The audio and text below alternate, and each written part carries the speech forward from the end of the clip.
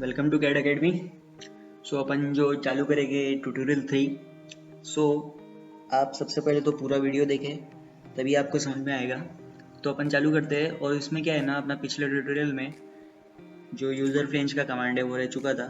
तो मैं इसको चालू करता हूँ, ट्यूटोरियल 3 नाम से एक फाइल बना लेता हूँ। ओके, एंड देन मैक्सिमाइज करने के बाद सबसे पहले अपन डिफाइन करेंगे शीट मेटेरियल्स के पैरामीटर्स। सो सपोज मेरे ये पैरामीटर्स है, मेरी डिफ़ॉल्ट शीट थिकनेस है और जो भी है।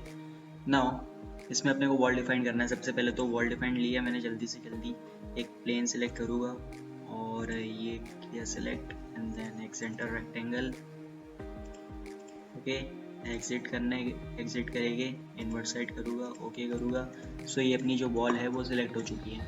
नाउ इसमें अपना जो कमांड बचा था, जो फ्लेंज के अंदर जो कमांड बचा था, मतलब जो स्वेप्ट वॉल जो है, इस इंटरफेस में जो अपना कमांड बचा था वो यूज़र फ्लेंज था। तो इसको सिलेक्ट करेंगे और इसमें आपको कुछ बेसिक सी चीज़ें मिल जाएगी, जैसे बेसिक और रीलिमिटेड। एंड देन सबसे पहले बेसिक रिक्वायरमेंट है आपकी स्प्लाइन। किस स्प्लाइन पे आपको ये जो आपका जो प्रोफाइल है स्वीप करवानी है, तो मेरे को इस स्प्लाइन पे स्वीप करवानी है। देन प्रोफाइल पिक्स स्केच पे सिलेक्ट करेंगे। एंड देन क्या हो रहा है ना कि मेरा जो ये सरफेस है, सपोज मुझे ये वाली जो स्प्लाइन है मैंने सिलेक्ट करी थी, तो ये जो मेरा जो पार्ट है वो इन्वर्स हो चुका है। तो आप इसको ध्यान में रख के स्केच करना। ओके, तो मैं यहाँ पे एक स्प्लाइन ले लेता हूँ एंड मैं कुछ इस तरीके से डिफाइन कर देता हूँ। ओके, नाउ एस्केप करेंगे और क्या करना है अपने को, पहले तो कॉन्साइड करना पड़ेगा। इस पॉइंट और इस पॉइंट को सबसे पहले आपको कॉन्साइड करना है, एंड देन आपको टेंजेंट करना है ये जो है, और कंट्रोल दबा के ये इन दोनों को आप टेंजेंट कर दीजिए। ओके, नाउ एग्जिट करेंगे। सो आप देख सकते हो कि जो अपनी स्प्लाइन है वो बन चुकी है, मतलब जो स्प्लाइन है और जो अपना जो स्केच था वो स्वीप हो चुका है उस स्प्लाइन पे। ओके, सो यहाँ पे कुछ ऑप्शंस आपको और मिल जाएंगे, जैसे मोर में के फैक्टर आपको अगर डिफाइन करना है इनकेस तो आप कर सकते हो। रीलिमिटेड में आपको पता ही है कि मैंने यहाँ पे 2 प्लेन सिलेक्ट करूँगा, 2 प्लेन बनाऊँगा और उन दोनों के बीच में ही अपनी जो सरफेस है वो बन पाएगी। सो ये अपना जो यूज़र फ्रेंच का कमांड है, कुल मिला के ये होता है। नाउ नेक्स्ट चलेंगे अपन कटिंग वाले जितने भी ऑपरेशन है उस पर। ओके, सो ये अपनी वॉल फिर से डिफाइंड हो गई, फिर से बनाने का कोई काम नहीं है। सो अब ये जो है अपना कटिंग का जितने भी ऑपरेशंस है उसको आज अपन कवर करेंगे, एंड देन नेक्स्ट ट्यूटोरियल में स्टैंपिंग के सारे ऑपरेशंस कवर करेंगे। सो कटिंग में सबसे पहले अपना है कटआउट। तो कटआउट के लिए मैं क्या करता हूँ, सबसे पहले तो एक प्लेन ले लेता हूँ, ऑफसेट कर देता हूँ इसको और 50 mm की डिस्टेंस पे करता हूँ। ओके, अपने हिसाब से डिस्टेंस दीजिए जो आपको लगे। देन इस प्लेन पे मैं एक प्रोफाइल बनाऊंगा और इसको मैं सपोज एक सर्कुलर शीट बनाना चाहता हूँ, मेरे को सर्कुलर शीट चाहिए थी। सो एग्जिट करेंगे एंड देन वॉल को डिफाइन करना है अपने को। रिव्यू किया, ओके किया। सो ये अपनी जो सर्कुलर शीट है वो बन चुकी है। सो अब क्या है, कटआउट पे क्लिक किया, यहाँ पे आपको 2 ऑप्शंस मिलेंगे, स्टैंडर्ड एंड पॉकेट। सबसे पहले स्टैंडर्ड समझ लेते हैं। स्टैंडर्ड में बेसिक रिक्वायरमेंट अपनी जो स्केच है जिसको आपको कट करना है। सो मेरे को इस प्लेन पे कट करना है। सो मैंने इन्वर्ट्स किया और यहाँ पे एक स्केच बनाऊंगा मैं, सपोज एक रेक्टेंगल बना लेते छोटा सा, एग्जिट करेंगे। नाउ कटिंग के 3 तरीके हैं अपने पास। एक तो डायमेंशन के हिसाब से कट करना है कि जैसे अपनी शीट की जो थिकनेस थी वो 2 mm है, यहाँ पे डिफ़ॉल्ट उसने 2 mm ले लिया है। तो प्रीव्यू करके देखोगे तो यहाँ पे जो 2 mm का कट है, जो डेप्थ है वो कुल मिला के 2 mm की आ चुकी है। नाउ अब टू द नेक्स्ट में क्या है कि ये नेक्स्ट जो सरफेस है या तो नेक्स्ट जो शीट है इसको जो दिख रही है वहाँ तक ही कट करेगा। Okay, and then up to last, मतलब कि ये आखिरी तक जितने भी शीट्स आएगी बीच में सब आएगा, सबको कट करते ही आएगा। ओके, सो ये हो गया अपने जितने भी कमांड्स थे। सो लाइंग ऑन स्क्रीन क्या होता है कि ये जितने अपने जो एंड लिमिट वाले कमांड थे ये डिसेबल हो जाएंगे और ये खुद से ही डिफाइन कर देगा। ओके, रिवर्स साइड में मुझे ये जो स्केच बनाया है मुझे इसके अंदर का पोर्शन चाहिए और बाकी सब बाहर का कट कर देना है। सो ये हो गया आपका reverse side. Okay, reverse direction आपको पता ही है, डायरेक्शन आप चेंज ऊपर नीचे कर सकते हो। सो ये अपना जो है बेसिक्स हो गया है।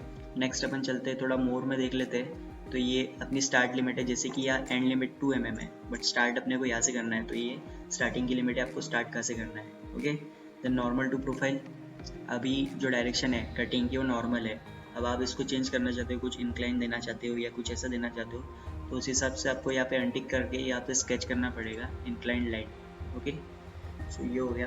देन इम्पैक्ट स्किन क्या चीज़ है, सपोज मुझे जो है ये जो स्केच है वो मुझे इस शीट पे ही कट करवाना था, इस पे नहीं चाहिए था कटेड।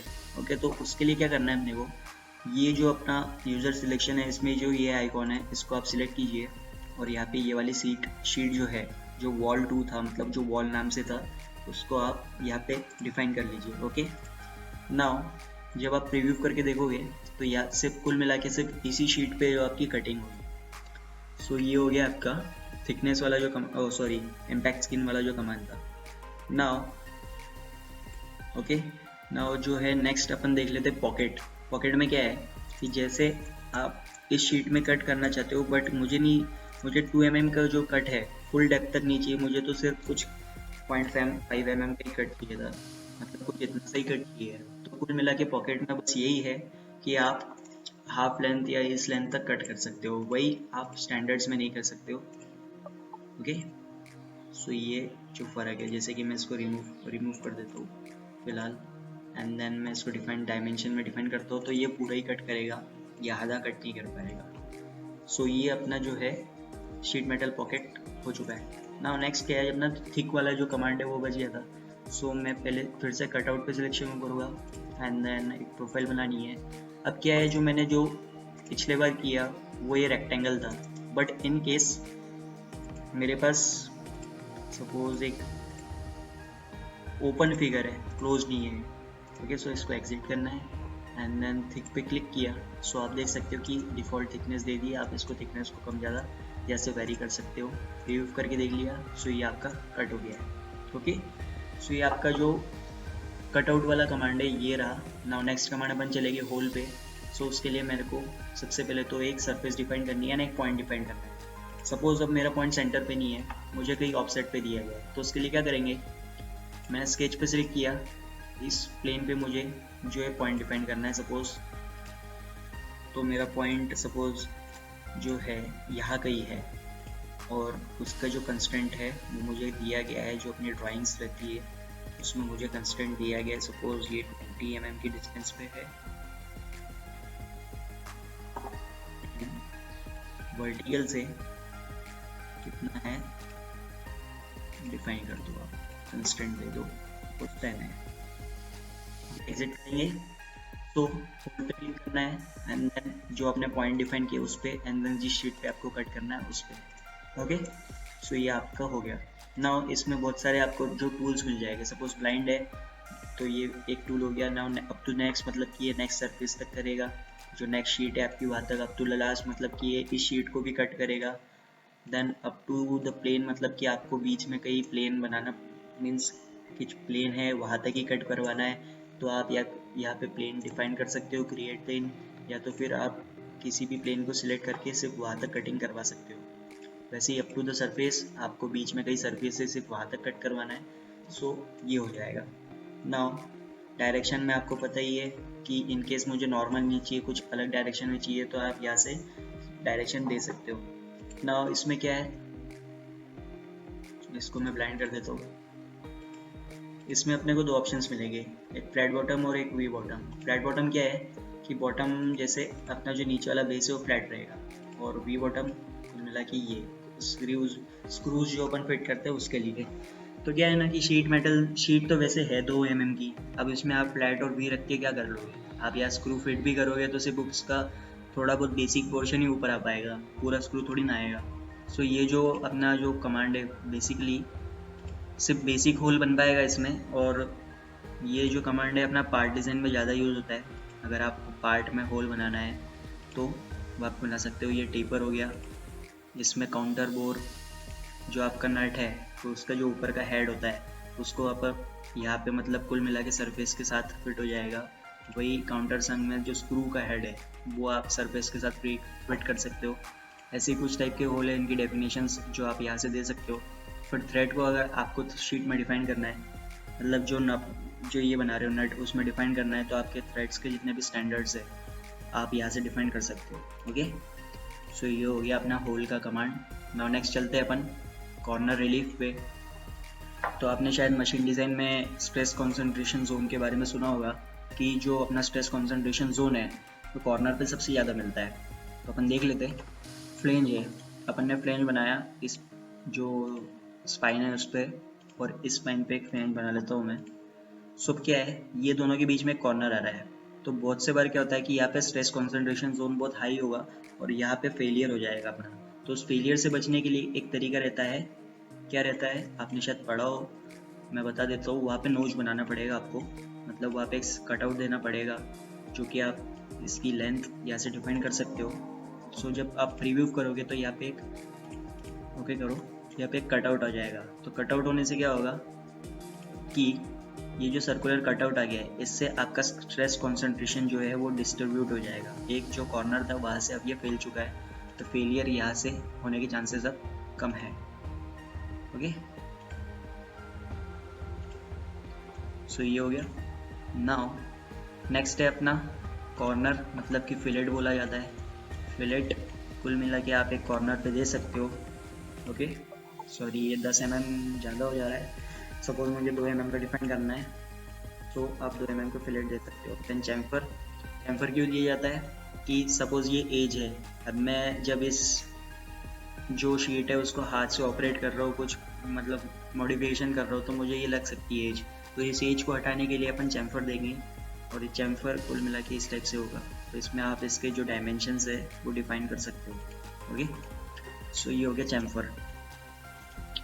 सो क्या है ना, चैम्फर आप सिर्फ आउटर एजेस, जो आउटर एजेस है, सपोज ये एज हो गई, ये एज हो गई, आउटर एज पे चैम्फर डिफाइन कर सकते हो।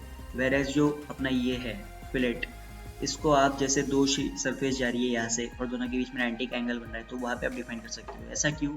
क्योंकि जो फिलेट है वो अपन कुल मिला के एक वेल्ड की तरफ से देखते हैं, वेल्ड की तरीके से। जो वेल्ड होगी वो रेडियली होगी, ना कि टेंजेंशियली, जो मतलब sorry linearly.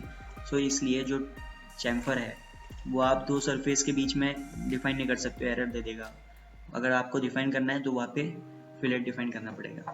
Okay, now next जो है अपना स्टैम्पिंग। इसका जो बेसिक है मैं अभी बता देता हूँ। स्टैम्पिंग में क्या है कि जैसे मैंने ये शीट को अनफोल्ड किया, अब ये जो शीट का जितना भी एरिया है स्टैम्पिंग में ये सब सेम ही रहेगा। आप उसको अनफोल्ड भी कर देते हो तो सपोज मैंने यहाँ पे स्टैम्प डिफाइन किया, तो क्या होगा कि सब स्टैम्पिंग क्या है, कुल मिला के एक पंचिंग है। तो एक पंच मैंने यहाँ से प्रेस किया तो ये शीट जो है आगे की नीचे की तरफ एक डिफॉर्म हो जाएगी। ओके, डिफॉर्म होने के बाद मतलब कुल मिला के ये शीट डिफॉर्म हो रही है, लेकिन इसका जो पैरामीटर है वो सेम ही रहने वाला है। इसकी जो आउटर बाउंड्रीज है जब आप फोल्ड करोगे अनफोल्ड करोगे तो सेम ही रहेगा। तो ये पंचिंग ऑपरेशन होता है। स्टैम्पिंग के कमांड जो है पंचिंग ऑपरेशन के है। वेरएज ये कटिंग और वॉल जितने भी कमांड है या आप हैंड से मैनिपुलेट कर सकते हो। आप कुछ एंगल देखिए, इसको कम ज़्यादा मोड़ सकते हो, कट कर सकते हो। वेरएज स्टैम्पिंग जो ऑपरेशन है वो पंचिंग मशीन से होते हैं, मतलब पंच से होते हैं। ओके, सो आगे अपन देखेंगे नेक्स्ट ट्यूटोरियल में। तब तक के लिए bye bye, have a nice day, thank you.